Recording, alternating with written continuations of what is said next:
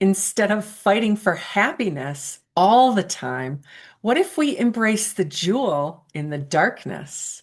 Join us for this contemplation of Gene Key 1, woven together with the wisdom of the Sabian Symbols Scorpio 15 through 19. Welcome to the Free to Be Free portal. I'm Julia Ananda, your host, and I'm here with Gene Key's guide, Margaret Miller. Margaret, it's such a pleasure to be with you. Hi, Julia. It's always a pleasure to be with you. So, this time that we're in right now, the energy of this week and the Gene Key 1 is the energy that moves from entropy, the shadow of entropy, to the Siddhi of beauty. And it's the pathway of freshness. And so, as we feel into this, I want to just talk about entropy a little bit as, what that word means and what that energy is about. And so the entropy, I guess I'm most familiar with it in terms of what it means in thermodynamics or in physics, right? And that's what I learned. That's where I learned the word in school. And so that would have been this um, the unavailability of energy in a system, in a closed system, to do work. So when energy is unavailable to do work, that's this state of entropy. And it's this idea that things move from organization to chaos, right? Things sort of fall apart and fall into this state of entropy. And it really in contemplating the gene keys, it's that in the shadow frequency, it has to do with the fear of things falling apart, or ultimately, again, the fear of death. And but it shows up in our lives as this feeling of numbness, or this feeling of melancholy, and or of really not, I don't have the energy to get up and do anything today. And it can turn into depression, right? It can turn into sort of fix itself in our body if we're not conscious of it, and turn into depression. Or we feel that melancholy or that numbness, and we try to fix it in another way by frenetic action, by doing and doing and doing more things and seeing more people, calling our friends, scrolling through the internet, doing a million things to try and make that feeling go away, or to bring ourselves back into happiness, right? Because as you said at the beginning here, we sometimes think that we're supposed to be happy all the time, right? Like the goal is happiness in life. Well, I think it's true that the goal is happiness in life, but it's not all the time. We have ebbs and flow, and flow in our life, and we, just like the tides, right? Just like the full moon pulling on the tides. The tides are stronger when the moon and our emotional nature is at its height, and then it ebbs away. So that ebb and flow of the energy in our life is really to be embraced, and all of it is to be embraced. And so if we're able to notice when we are in that state, when we're in a numb state, or because it is a numbness, actually is a feeling. Sounds like it's a lack of feeling, but it really is a feeling in itself. And or that melancholy place, or we sort of find ourselves in that darkness, to really allow ourselves to be there and open up and become receptive to that. And then we really can begin to find the jewel in that. Is anytime we take time for ourselves, and maybe it's about being gentler with ourselves and giving ourselves time to be alone, even in the face of the many things that we have to do, just those pauses to allow ourselves a little bit of time for ourselves, then we recognize that we are actually allowing our physical body, our emotional body, and our mental body to rejuvenate and regenerate. And once we've given it that space, what happens is that we become refreshed. And all of a sudden we'll come out. It could be all of a sudden, all of, hey, I'm happy again. Hey, I'm in a good place again. And that is this gift of freshness, right? Oh, I can look at where I've been and I'm seeing it from a whole different perspective. And maybe I just needed that time out. And it doesn't have to be a bad thing that I was sad or I was melancholy or I was depressed or I was not able to get things done in the way that I normally do. And that freshness then allows us to tap into and it tap into our creativity, right? Which always comes from that depth of darkness. Like you hear about that, that the artists are really good at the melancholy and they're really good at diving into the darkness. And sometimes too extreme, sometimes they get stuck in that, right? But from that is what springs forth, right? Is that freshness and that creativity. And that's what this Gene Key 1 is about, is the creative force. That feeling and being open to it, that feeling of maybe not having energy or melancholy or even moving into depression. And when I feel that I'm losing my energy or there's too much chaos and I'm becoming numb because I can't handle it, nowadays I allow that.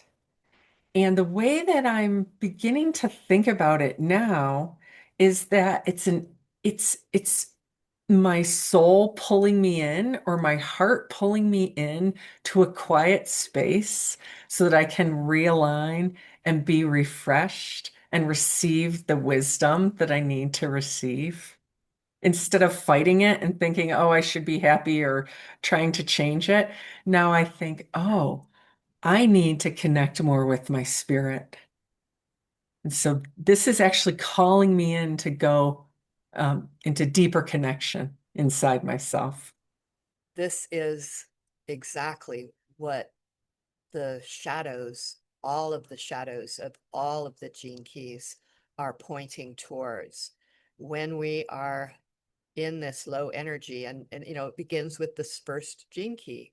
If we're in that energy, in that low space where we feel, where we're sort of being overwhelmed or feeling fear or whatever it is, those lower frequency emotions, that is our signal, right, to go in and to be taken care of by the soul, by the higher self, by the angelic self. What a beautiful concept. And not just a concept, it's a reality that's what's being called for. And and the happiness and the energy will return naturally. And we can trust that. And the more that we give that possibility a chance, the more that we allow ourselves to feel whatever it is we're feeling, even if it's uncomfortable, getting used to being uncomfortable in those states and allowing it, then we we start to build the spiritual muscle necessary to allow that gift, that those higher frequencies, to allow our hearts to open more and more. And we automatically begin to radiate more joy, right? And if we didn't have those states of darkness, of depression or whatever it is, we wouldn't know how good it feels to be in joy, right? And and even farther than that, when we have opened ourselves up and to that joy, when we are refreshed and our higher self has, or our soul, or the divinity within us has replenished us in that way, then we begin looking through at the world through the eyes of love, and the beauty, is all around us and within us, right? And cannot be even described how wonderful it is to be alive, and that truly is um, our our true nature, right? And so, yes, what a beautiful example of that, and and a really clear way for people to look at it. Like if you're feeling really low energy, pay attention. Pay attention to that and allow yourself to stop at least for a few minutes and check in and feel that feeling of no energy. And I know, people can say, yeah, but it's been going on for months. Well, sometimes it does. It can be a few minutes, it can be a few days, it can be a few weeks, uh, you know, but to honor that, to honor our cycles of that ebb and flow, that what is it, like biorhythms or biofeedback. What is it telling us? And paying attention to that. Yeah. I think one of the most powerful things that I learned from this gene key is the concept that we can immediately move into joy once we're refreshed. Like that freshness can come upon us immediately. I Right. love that concept. Yeah. I do too. And it happens all the time. It happens all the time. You notice it's like you can be down and then all of a sudden, oh, what was that about? I'm actually quite happy, right? First and second gene keys are programming partners, right? So they work together, and the second Siddhi is unity. And so that beauty comes about when we know that we are a part of everything. And that's what's happening when we're in joy, when we're feeling happy. We're feeling connected to source, we're feeling connected to our own being, we're feeling connected to the earth and to everyone around us at some level, even if we're not really aware of it. And so that unity causes us to only see the truth of beauty uh, in the world, which is just such a beautiful concept to me. So I wanted to bring that Siddhi in as well. So now I want to look at the Sabian symbols that are associated with Gene Key 1. And the first one is children playing around 5 mounds of sand. And the keynote from Dane Rudier here is early steps in the development of a mind seeking to be attuned to the higher level of human evolution. And and so how we tune in to those higher frequencies or the higher evolution is through sort of play and through the eyes of the child, and through that ability to have joyfulness and playfulness in our lives. And the 5 mounds of sand, the five symbolizes the mind in its most creative aspect. And and it's the five is about freedom and self-expression and creativity.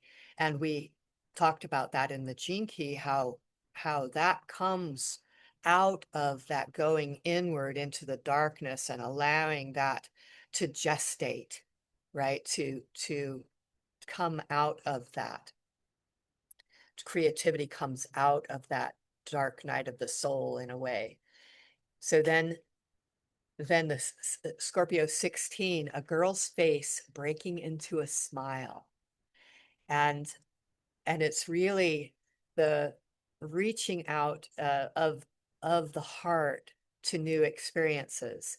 And it made me think about how we can utilize a smile to bring ourselves out of a depressive state. We can use just a smile to bring our energy up, and it works.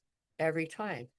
Even if you fake a smile, there's a lightening that happens, a lightness that happens in our hearts that causes us to bring more joy. And so that's actually a tool that I use all the time. If I'm feeling grumpy or I'm, you know, feeling low energy, I put on a smile.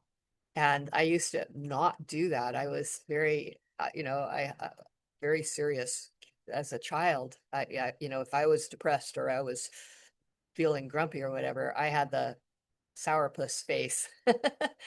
But as I grew up, I realized that smiling changed everything, right? And it changed my perception of what I was going through. So I love this symbol. Scorpio 17, a woman is the father of her own child. Okay, so this is a really powerful symbol. And so it is the original wording of this from Mark Edmund Jones is a woman fecundated by her own spirit is great with child. And so it's this total reliance on the inner self, the total reliance on the guidance or the divine source that is dictating the authentic the what is expressed out into the world. Okay, so what is birthed comes from that spirit inside herself, right? And is not about anyone or anything else. It's her own connectedness to source. And so this obviously has a lot of different representations in our religions and mythologies and so forth about this going into the darkness, right? The womb, right? Because the womb is the ultimate birthing place, right? And it is that darkness where for a long time you don't know if anything is growing there or not. And you have to give it that time, and you have to go within and allow it to grow in order for it to come out into the world. So Scorpio 18, a path through woods brilliant with multicolored splendor or autumnal splendor, right? And so this is the sort of the feeling of a work well done or a really truly consummated life where we think about the autumn of someone's life where they have really shined and they've really given what they have to give, and they are showing all of these colors and the seeds of what they have accomplished are giving a sort of a promise of new life to come.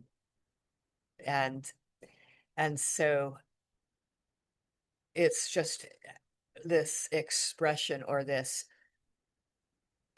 joy and this admiration of the beauty of life. So Scorpio 19, a parrot repeats the conversation he has overheard. And the keynote here from Dane Rudier is the capacity to transmit transcendental knowledge, right? And so I thought about how you were talking about, when you do allow yourself that time to go inward and connect with spirit, that then that wisdom can come forth. And this is the only time that it truly happens, is that when we're in alignment with our heart and we are in that space of being that empty vessel, right? That then the wisdom pours in, and then we're in a place to be able to transmit that out into the world. And there's these very somatic or visceral feelings of that pull to go inside, that feeling of openness and connection, and then that other feeling of sending your beauty into the world intentionally, bringing a smile, seeing the beauty in someone else, and feeling the freshness, like the freshness of spring. These are all very visceral feelings when you go through the contemplation. Yeah. And this is how we can utilize these energies of this week, is to notice how we're feeling and to recognize and to honor it if we are feeling low energy or feeling sad or feeling whatever it is we're feeling, and to take that time and take that as a signal to go inward. And then we'll know our being, like you said, it's visceral. We know when we're fresh, when we're refreshed, and then we're excited for life again. And then Oh, wonderful. Thank you so much, Margaret, for this contemplation. It was fantastic. you're And so welcome. Thank we, you. yes, we hope our audience enjoyed it. And please tell us in the comments where you're bringing freshness into your life, where you're coming out of the darkness and finding that jewel and that renewal.